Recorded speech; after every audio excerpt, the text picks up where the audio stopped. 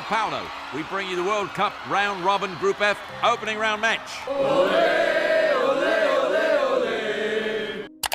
السلام عليكم. الموضوع ديالنا ديال اليوم هو كأس العالم اللي كلنا عارفين بلي انه كاين هاد السنة في 2022 في قطر. وفي هاد اللحظة اللي انا كنسجل فيها هاد الفيديو بداو المباريات ديال كأس العالم، وطبعا لحد الآن حتى شي حد ما عارف شكون هي الفرقة اللي غادي تفوز بكأس العالم سنة 2022.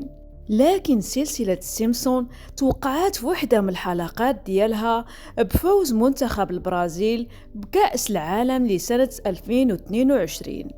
في الحلقة 16 في الموسم 25 سلسلة سيمسون تكلمات عن الأحداث اللي غادي توقع في مباريات كأس العالم 2022. والشخصية الرئيسية في هذه الحلقة كانت لواحد الشخص اسمه هومر سيمسون اللي اختاروه باش يكون الحكم في المباراة النهائية.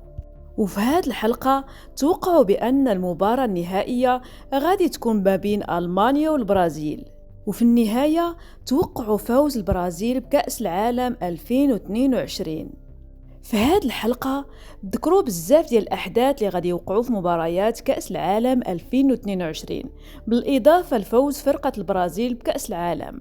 والصدمة والغريب في الأمر في هذه الحلقة كنشوفوا واحد الشخص اللي كيشبه نيمار. هاد الشخصية كتوقع له واحد الإصابة في الرجل ديالو اللي ما كتخليهش يكمل المباراة. يعني أن هاد الحلقة توقعات بأن نيمار غادي يتصاب في رجليه وما غاديش يتمكن يكمل المباراة، وفعلا هاد الشي وقع بالضبط لنيمار في المباراة.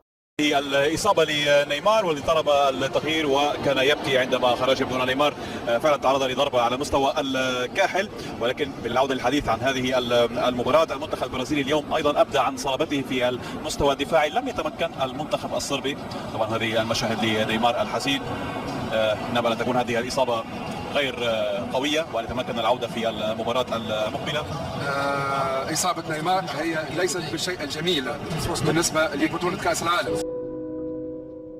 وفي هذه الحلقة كذلك وضحت بأن البرازيل حاولت بشتى الطرق وأكثر من مرة باش ترشي الحكم باش تفوز الفرقة ديالهم بكأس العالم، لكن الحكم كان مصر أنه يرفض الرشوة ديالهم، وفي كل مرة كيحاولوا يرشيوه فيها. As Homer officiates, looks like we've got a little action on the bribe cam.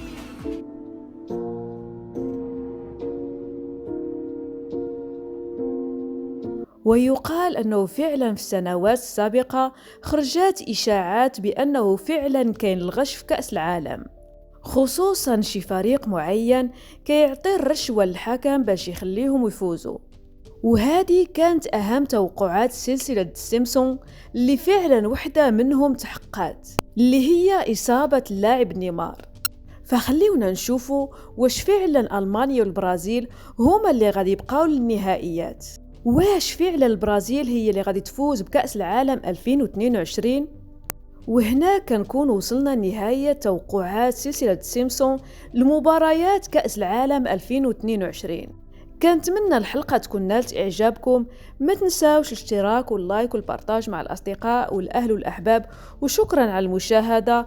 إلى حلقة مقبلة إن شاء الله، ومع السلامة.